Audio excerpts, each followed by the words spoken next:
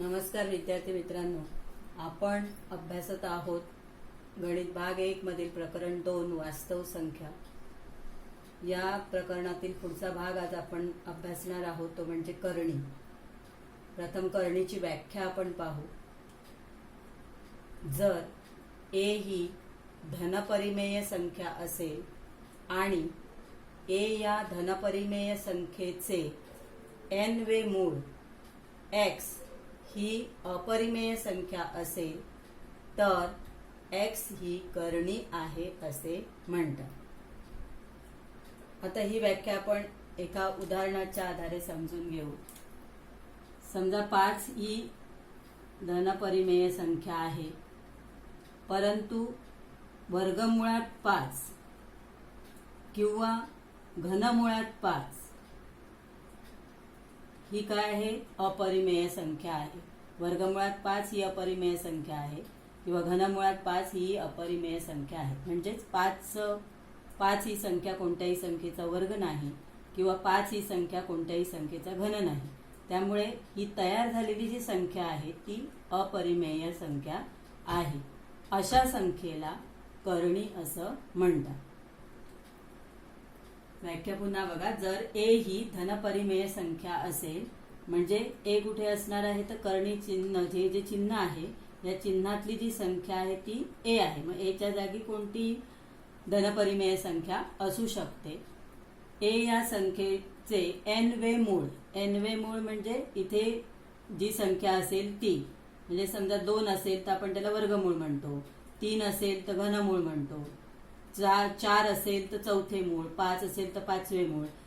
याप्रमाणे n ही संख्या जी आहे ती 1 सोडून 1 पेक्षा मोठी ही धन नैसर्गिक संख्या असते आणि त्याचे n वे मूळ हे x ही अपरिमेय म्हणजे तयार झालेली जी संख्या आहे ही अपरिमेय संख्या असेल तर x ही करणी आहे असे म्हणतात। मग आता ही जी चिन्ह आहे हे करणी चिन्ह असं या चिन्हाला म्हणतात।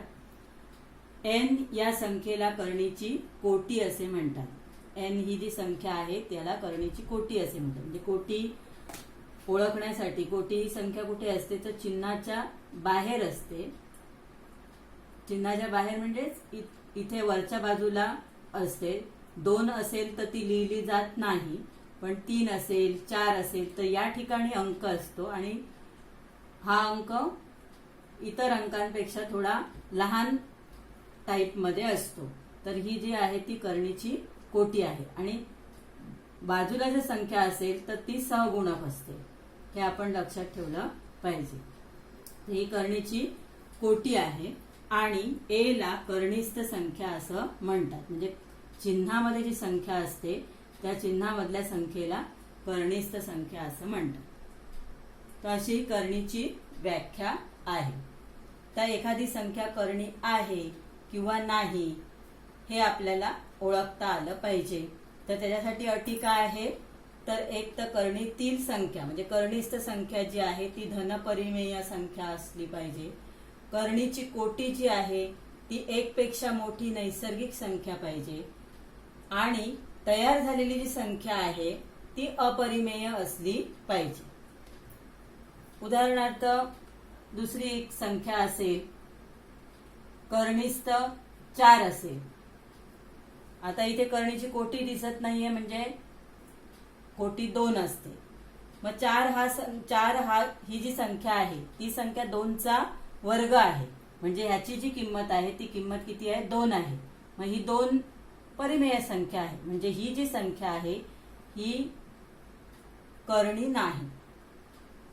दुसरी संख्या असेल, समजा वर्गमुळात 8 असेल तर याची कोटी 2 आहे, पण आतमधली जी संख्या आहे 8 ही कोणत्याही संख्येचा वर्ग नाही।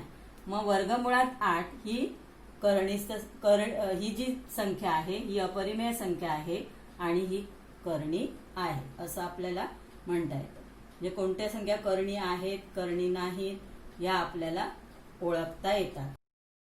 आता आपण सराव संच 2.3 मधला प्रश्न पहिला पुढील कर्णींच्या कोटी सांगा. 5 उदाहरणं आहेत त्याच्यामध्ये. ही 5 उदाहरणं मी खाली लिहिलेली आहेत. पहिलं आहे कर्णिस्थ 7. आता यामध्ये कर्णी चिन्हाच्या वरती कोपऱ्यामध्ये कोणतीही संख्या दिसत नाही. कोणतीही संख्या दिसत नसेल तर कोटी किती असते? 2 असते. या कर्णीची कोटी 2 आहे. 5 कर्णिस्थ 12. आता इथे 5 हे काय आहे? चिन्हाच्या बाजूला आहे, ते सहगुणक आहे. आणि ते चिन्हाच्या वरती कोपऱ्यामध्ये, डाव्या कोपऱ्यामध्ये आपल्याला कोणताही अंक दिसत नाहीये, म्हणजे कोटी किती आहे? 2 आहे. कर्णिस्थ 10. इथे कोपऱ्यामध्ये, डाव्या कोपऱ्यामध्ये अंक दिलाय किती? 3 दिलेला आहे, म्हणजे या कर्णीची कोटी 3 आहे. कर्णिस्थ 39. इथे अंक कोणताही दिसत नाहीये, म्हणजे कोटी किती आहे? 2 आहे. आणि कर्णिस्थ 18 आणि त्याच्या डाव्या कोपऱ्यामध्ये 3 अंक आहे, म्हणजेच या कर्णीची कोटी 3 आहे. कोटी ओळखणं सोपं आहे, फक्त चिन्हाच्या डाव्या कोपऱ्यातला अंक पाहायचा आहे. वरती इथे लहान टाईप मध्ये हा अंक असतो. नसेल अंक तर कोटी 2 आहे, असेल तर तो उजव्या बाजूला इथे असणार नाही, चिन्हाच्या बाजूला असणार नाही. चिन्हाच्या बाजूला असेल तर तो सहगुणक आहे, हे लक्षात ठेवायचं आहे. आता प्रश्न दुसरा आहे, पुढीलपैकी कोणत्या संख्या कर्णी आहेत ते सांगा. पहिली संख्या आहे घनमुळात 51चं घनमूळ आहे, म्हणजे इथे 51 ही संख्या परिमेय संख्या आहे. 51 ही परिमेय, धन परिमेय संख्या आहे, म्हणजे कर्णी चिन्हातल्या आतील संख्या ही धन परिमेय संख्या आहे. नंतर कर्णीची कोटी किती आहे? n बरोबर 3 ही धन पूर्णांक संख्या आहे, ही कोटी सुद्धा धन आहे. तिसरं, तयार झालेली ही जी पूर्ण संख्या आहे ही अपरिमेय संख्या आहे, कारण ही संख्या 51 ही संख्या कोणत्याही संख्येचा घन म्हणजेच तिसरा घात नाही आहे, आणि त्यामुळे ही जी पूर्ण संख्या आहे ती अपरिमेय संख्या आहे. आणि म्हणून कर्णिस्थ 51 कोटी 3 ही कर्णी आहे. दुसरं उदाहरण आहे कर्णिस्थ 16 कोटी किती आहे? 4 आहे. आता कर्णीतली संख्या कोणती आहे? 16. 16 ही धनपरिमेय संख्या आहे, म्हणजे पहिली अट बरोबर आहे. दुसरी अट काय आहे? तर कोटी ही धन पाहिजे. तर n बरोबर किती? कोटी किती आहे? 4 आहे. ही धन पूर्णांक संख्या आहे.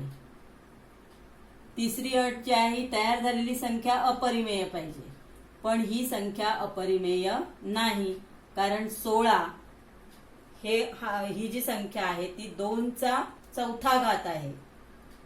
त्यामुळे कर्णिस्थ 16 कोटी 4 असेल तर ही संख्या आपल्याला चिन्हाच्या बाहेर काढता येते, आणि त्याची किंमत किती असते? 2 असते. आणि 2 ही काय आहे? परिमेय संख्या आहे. त्यामुळे ही जी संख्या आहे ही संख्या अपरिमेय संख्या नाही. कर्णिस्थ 16 कोटी 4 ही अपरिमेय संख्या नाही, आणि म्हणून कर्णिस्थ 16 कोटी 4 ही कर्णी नाही. म्हणजे कर्णी असणे किंवा नसणे यासाठी 3 गोष्टी महत्वाच्या आहेत. एक तर कर्णीतली संख्या ही धन परिमेय पाहिजे, कर्णीची कोटी ही धनपूर्णांक संख्या पाहिजे, आणि तयार झालेली जी संख्या आहे ती अपरिमेय संख्या असली पाहिजे, तर ती संख्या ही कर्णी असते. त्यानंतर तिसरं उदाहरण आहे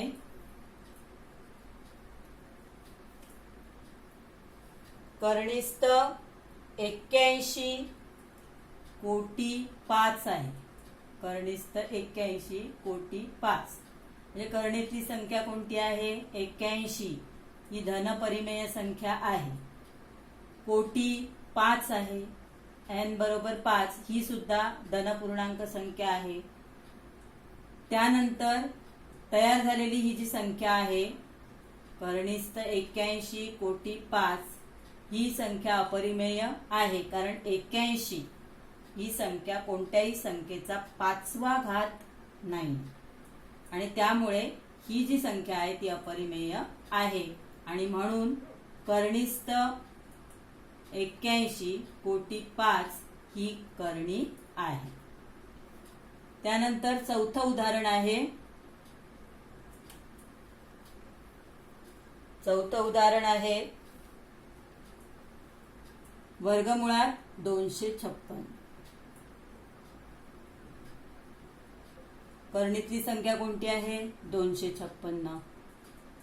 ही धनपरिमेय संख्या आहे. त्यानंतर करणीची कोटी दिसत नाहीये, याचा अर्थ कोटी 2.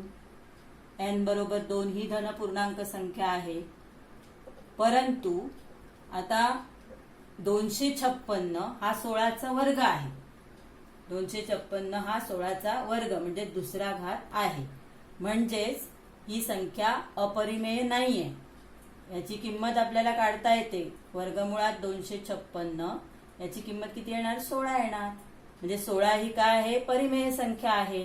म्हणजेच कर्णिस्थ 256 ही संख्या अपरिमेय नाही आणि म्हणून कर्णिस्थ 256 ही करणी नाही. नंतर 5वं उदाहरण आहे कर्णिस्थ 64 कोटी 3 आहे. कर्णिस्थ 64 कोटी 3 आहे.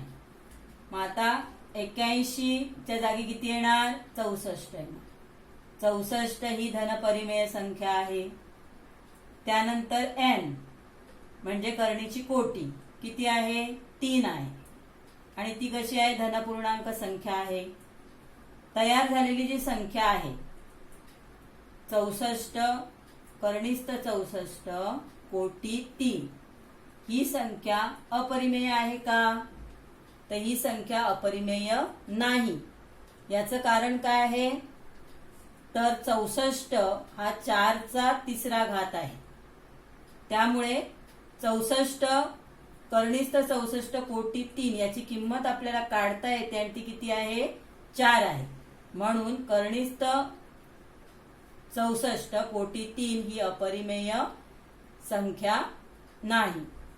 अपरिमेय संख्या नाही आणि म्हणून कर्णिस्थ 64 कोटी 3 ही करणी नाही. करणी नाही. त्यानंतर 5वं उदाहरण 6वं उदाहरण जे आहे हे आपण पाहिलेलं उदाहरण कितवं होतं 5वं होतं. तर 6वं उदाहरण जे आहे ते आहे कर्णिस्थ 22/7. कर्णिस्थ 22/7.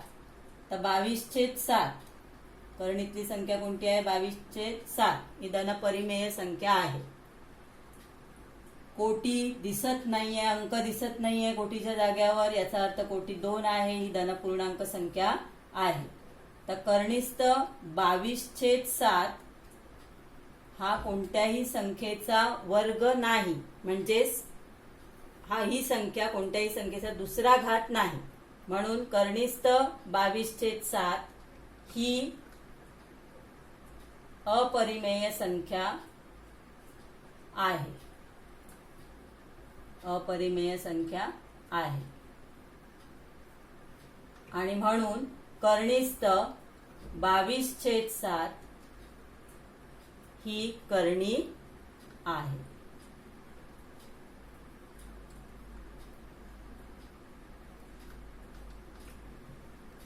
अशा प्रकारे आपल्याला करणी आहे किंवा नाही, दिलेली संख्या करणी आहे किंवा नाही हे ओळखून लिहायचं आहे आणि का नाही किंवा का आहे याची कारण पण लिहायची आहेत. म्हणजे ते तुम्हाला समजलं असं होईल.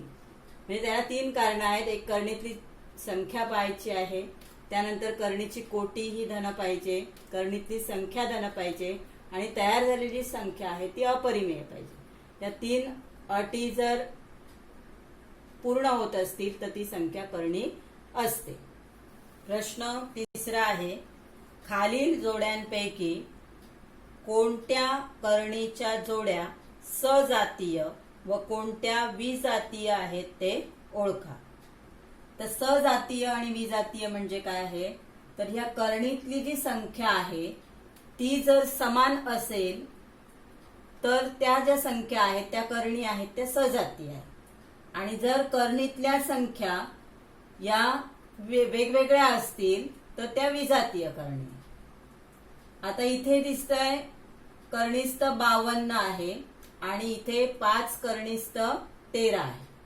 म्हणजे करणीतल्या संख्या वेगवेगळ्या दिसत आहेत, परंतु याला आपण सोपं रूप देऊ शकतो. सोपं रूप दिल्यानंतरही जर करणीतल्या संख्या वेगवेगळ्या येत असतील तर त्या विजातीय आहे आणि जर सोपं रूप देऊन करणीतल्या संख्या समान आल्या तर त्या सजातीय करणी आहे. मग आता आपण याला आपण सोपं रूप देऊ शकत नाही, कारण 13 ही मूळ संख्या आहे, त्यामुळे त्याचे काय अवयव पडणार नाही. पण 52चे अवयव पडू शकतात. तर 52चे कोणते अवयव पडणार, तर 13 चोक 52 म्हणजे 4 गुणिले 13. ही करणी आहे तशीच येणार, 5 करणीस्थ 13. आता या ठिकाणी 4 हा कितीचा वर्ग आहे, 2चा वर्ग आहे, गुणिले 13, 5 करणीस्थ 13. तर 2 याची कोटी दिसत नाही म्हणजे कोटी 2 आहे आणि आतील संख्येचा घातांक सुद्धा 2 आहे. मग ती संख्या काय होते, चिन्हाच्या बाहेर येते. म्हणजे ही संख्या काय होईल, 2 बाहेर होतील आणि करणीस्थ 13 हे आतमध्येच राहतील आणि ही संख्या झाली 5 करणीस्थ 13. आता बघा करणीतील ज्या संख्या आहेत त्या दोन्ही समान आलेल्या आहेत. याचा अर्थ या संख्या काय आहेत, सजातीय करणी आहेत. करणीतील संख्या समान आहेत म्हणून करणीस्थ 52 आपल्याला जे विचारलेले तो प्रश्न घ्यायचा आहे व 5 करणीस्थ 13 या सजातीय करणी आहे.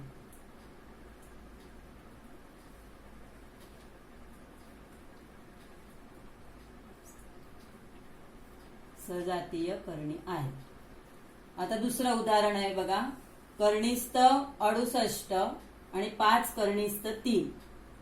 आता याची कोटी दिसत नाहीये म्हणजे कोटी किती आहे, 2 आहे. 68चे अवयव पडू शकतात 17 गुणिले 4, 17 चोक 68 म्हणजे 4 गुणिले 17.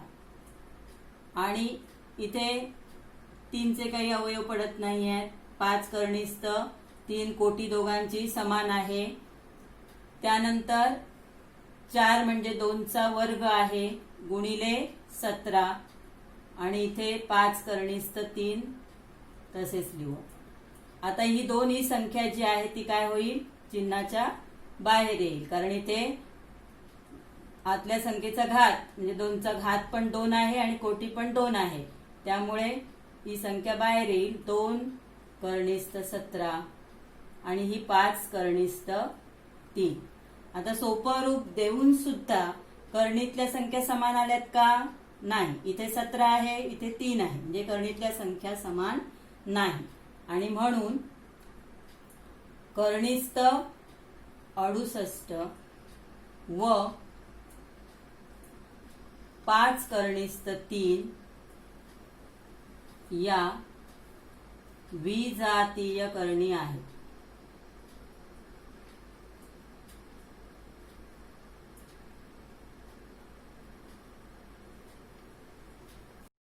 तिसरं उदाहरण आहे 4 करणीस्थ 18 आणि 7 करणीस्थ 2. आता यामध्ये करणीतल्या ज्या संख्या आहेत त्या भिन्न दिसत आहेत, पण याला आपण सोपं रूप देऊ शकतो. सोपं रूप देताना एक जो त्याच्यातला अवयव आहे तो ही वर्ग संख्या किंवा कोटी 3 असेल तर एक संख्या घन पाहिजे, कोटी 2 असेल तर एक संख्या वर्ग संख्या पाहिजे. मग आता इथे करणीतली संख्या आहे 18. 18 म्हणजे आपण त्याचे अवयव 9 दुने 18 करायचे आहे.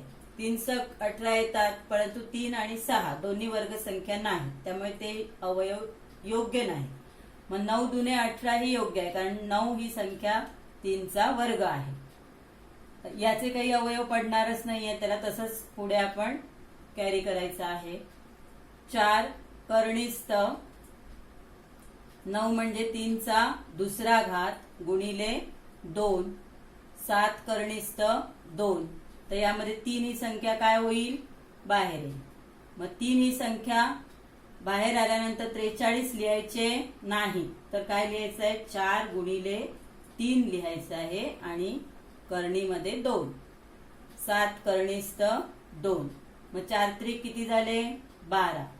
12 कर्णिस्थ 2 म्हणजे 4 कर्णिस्थ 18 म्हणजेच 12 कर्णिस्थ 2 आणि 7 कर्णिस्थ 2. आता कर्णीतल्या संख्या काय झाल्या आहेत, समान आलेल्या आहेत. याचा अर्थ या दोन्ही सजातीय कर्णी आहेत. या दोन्ही सजातीय कर्णी आहेत म्हणजेच पहिले ज्या आपल्या उदाहरणातल्या कर्णी आहेत त्याही सजातीय आहेत.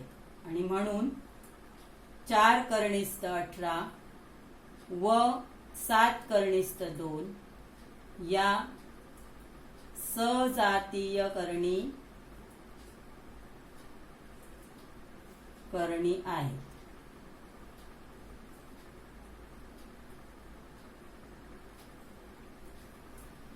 नंतर चौथं उदाहरण आहे 19 कर्णिस्थ 12 आणि 6 कर्णिस्थ 3.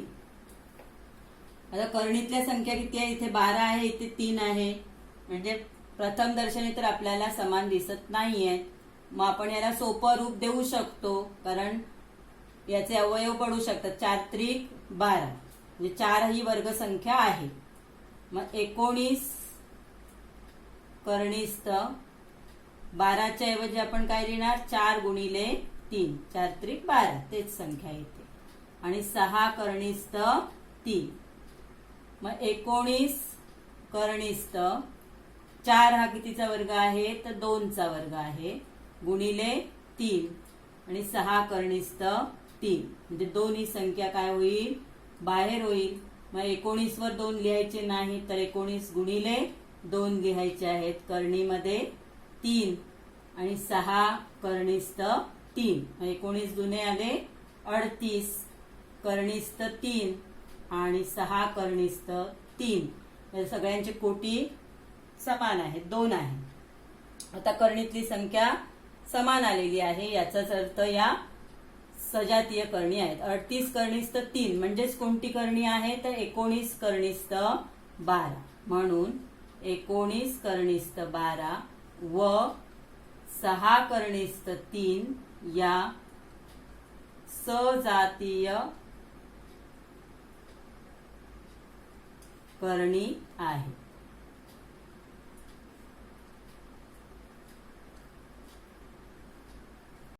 पाचवं उदाहरण आहे 5 वर्गमुळात 22 आणि 7 वर्गमुळात 33. आता इथे 22चे अवयव पडतात, 11 दुने 22 आणि 33चे पण अवयव पडतात, 11 त्रिक 33. पण हे जे अवयव आहेत त्याच्यापैकी कोणतीही वर्गसंख्या नाहीये, म्हणजे 11 ही वर्गसंख्या नाही आणि 2 ही वर्गसंख्या नाही किंवा 3 ही वर्गसंख्या नाही. त्यामुळे आपण याचे अवयव पुढे काही पाडायचे नाहीये, कारण याच्यातून कोणतीच संख्या बाहेर पडणार नाही, चिन्हाच्या बाहेर कोणतीच संख्या येणार नाही. त्यामुळे आपण या संख्या अशाच धरायच्या आहेत. मग इथे चिन्हातल्या संख्या फक्त लक्षात घ्यायच्या आहेत. या चिन्हामध्ये या संख्येत चिन्हातली संख्या 22 आहे, या संख्येत चिन्हातली संख्या 33 आहे, म्हणजे या समान आहेत का, नाही. आणि म्हणून 5 वर्गमुळात 22 व 7 वर्गमुळात 33 या विजातीय कर्णी आहेत. एक स्टेप मध्येच उत्तर आहे. तर दुसरं आहे 5 वर्गमुळात 5 आणि वर्गमुळात 75. तर 5 वर्गमुळात 5 याचे काही अवयव पडणार नाही, हे आपण तसंच पुढे घ्यायचं. पण 75चे पडू शकतात. 25 त्रिक 75, 25 गुणिले 3, 5 वर्गमुळात 5 आणि 25 कितीचा वर्ग आहे? 5चा वर्ग आहे, गुणिले 3 म्हणजे 5 ही संख्या काय होईल? बाहेर येईल. 5 वर्गमुळात 5, दुसरी संख्या 5 वर्गमुळात 3. कोटी दोघांच्याही समान, 2च आहे कोटी, त्यामुळे कोटीचा विचार करायची आवश्यकता नाही. आता इथे चिन्हातल्या संख्या बघा, सोपं रूप दिल्यानंतरही चिन्हातली संख्या या संख्येमध्ये 5 आहे, या संख्येमध्ये 3 आहे, म्हणजेच या विजातीय करणे आहेत. आणि म्हणूनच 5 वर्गमुळात 5 व 5 वर्गमुळात 3 म्हणजेच कोणती संख्या आहे? तर वर्गमुळात 75 या विजातीय करणी आहेत.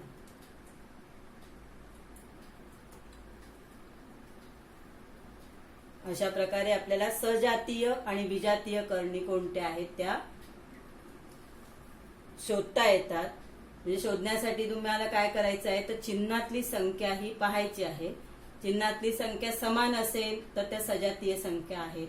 समजा चिन्हातल्या संख्येला सोपं रूप देता येत असेल तर ते सोपं रूप देऊन नंतर चिन्हातल्या संख्या समान आल्या तरी त्या सजातीय करणी आहेत. आणि जर चिन्हातल्या संख्या समान नसतील तर त्या विजातीय करणी आहेत. प्रश्न 4 आहे, खालील करणींना सोपे रूप द्या. त्यातलं पहिलं आहे 27. हा भाग मगाच्या प्रश्नात पण आलेला आहे, तर तशाच प्रकारे आपल्याला सोडवायचा आहे. तर सोपं रूप द्यायचं आहे याला, म्हणजे आतली संख्या जी आहे, करणीतली संख्या जी आहे तिचे अवयव पाडायचे. अवयव पाडताना 2 अवयवातला एखादा अवयव हा वर्गसंख्या असली पाहिजे, कारण याची कोटी किती आहे? 2 आहे, त्यामुळे एक वर्गसंख्या पाहिजे. मग आता 27चे अवयव काय येतील? 9 त्रिक 27. मग 9 हा कितीचा वर्ग आहे? 3चा वर्ग आहे. 3चा वर्ग गुणिले 3. आता हा जो वर्गवाला आहे तो ती संख्या बाहेर येईल. मग 3 आणि चिन्हामध्ये हे 3 राहतील. 3 कर्णिस्थ 3. ही काय झाली? हे सोपं रूप झालं. याच्यापेक्षा अजून सोपं रूप आपण देऊ शकत नाही. दुसरी संख्या आहे वर्गमुळात 50. वर्गमुळात 50. आता हे तुम्हाला माहिती आहे 50 किती?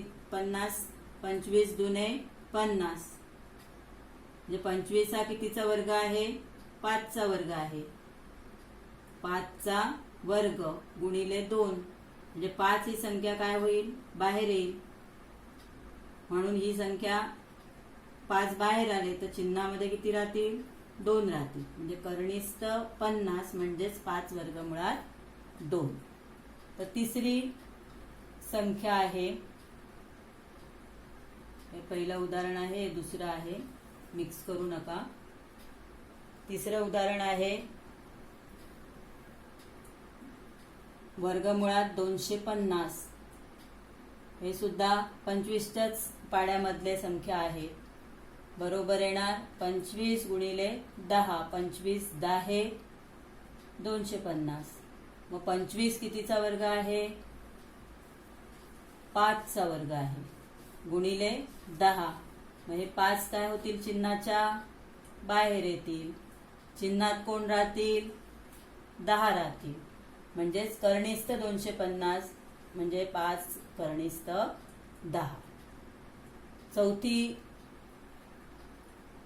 चौथं उदाहरण आहे कर्णिस्थ 112. तर पाडेपाठ असतील तर 112 हे 16च्या पाड्यामध्ये आहे. 16 7 112. 16 कितीचा वर्ग आहे? 4चा वर्ग आहे, गुणिले 7 म्हणजे कोणती संख्या बाहेर येईल? 4 बाहेर येतील. 4 बाहेर आले तर चिन्हात कोण राहतील? 7 राहतील. म्हणजे कर्णिस्थ 112 म्हणजे 4 कर्णिस्थ 7 आहेत. आणि 5वं उदाहरण आहे कर्णिस्थ 168 बरोबर. आता या संख्येला 4 ने भाग जातो. 4 गुणिले 4 चौक 16, 4 दुने 8, 4 गुणिले 42. तर यापैकी 4 ही संख्या 2चा वर्ग आहे आणि 42चे अवयव पडतात. 6 7 42, 21 दुने 42, पण त्यातली कोणतीही वर्ग संख्या निघत नाही, त्यामुळे 42 तसेच राहतील. मग 2 ही संख्या काय होईल, चिन्हाच्या बाहेर येईल आणि चिन्हात 42 राहतील. म्हणजे 2 कर्णिस्थ 42 हे त्याचं सोपं रूप आहे. अशा प्रकारे आजच्या व्हिडिओमध्ये आपण ही पहिली 4 उदाहरणं 2.3 मधले प्रश्न 1 ते 4 घेतलेले आहेत. पुढच्या व्हिडिओमध्ये आपण पुढचे प्रश्न पाहणार आहोत. व्हिडिओ मधली उदाहरणं जी आहेत ती समजत नसतील तर पुन्हा व्हिडिओ पाहू शकता तुम्ही आणि सराव करा, म्हणजे तुम्हाला ही उदाहरणं सोडवता येतील.